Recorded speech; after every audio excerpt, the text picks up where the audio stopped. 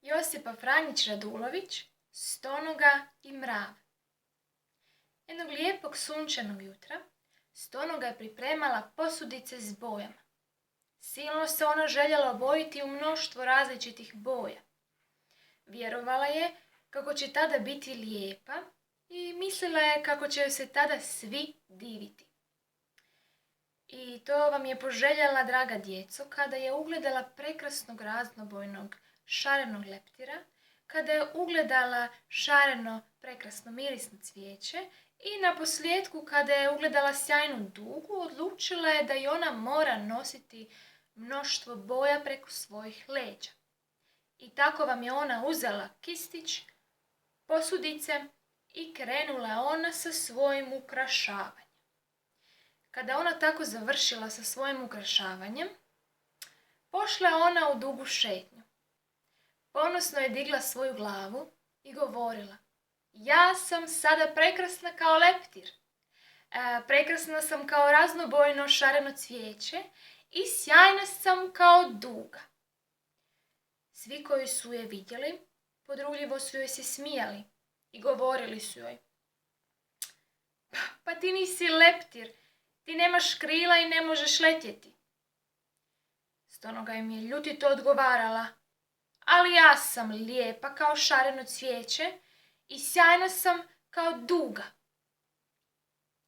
I potom su joj opet svi govorili: ne možeš nas prevariti, pa ti si obična smiješna Stonoga.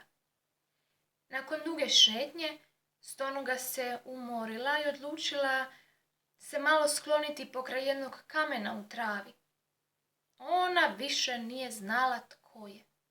Nije znala je li Stonoga, ili leptir, ili cvijeće, ili duga. Bila je zbunjena. I htjela je samo maknuti tu boju sa svojih leđa, ali nije znala kako.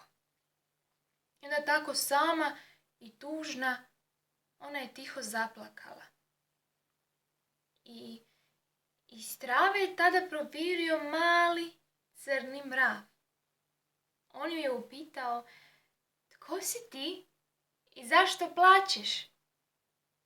A Stonoga mu je odgovorila: zapravo ne znam više tko sam. Željela sam biti netko drugi, a sada bih opet htjela biti Stonoga. Mrav je začuđeno rekao: pa budi Stonoga, u čemu je problem?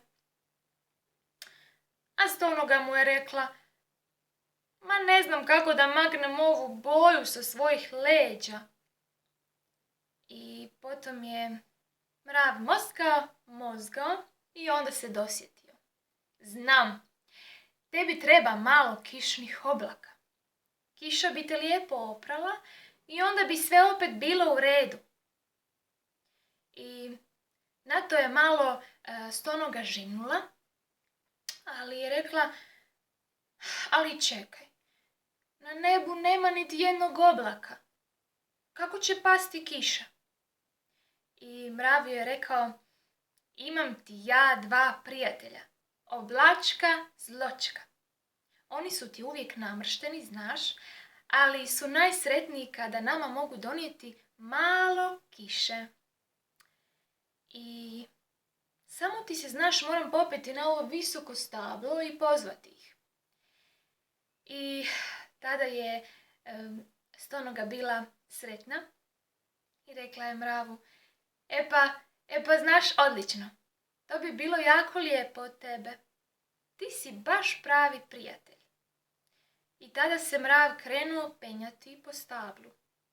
Penjao i kada je došao skroz gore do vrha stabla, onda je viknuo dolje Stonogi: ti samo strpljivo čekaj dolje u travi i uskoro će stići malo proljetne kiše. I tako su nebom doplovila dva Oblačka, Zločka i prosuli su svoje kišne kapi. I Stonoga je opet bila kao ona stara. I znate, više nije poželjela nikad biti netko drugi.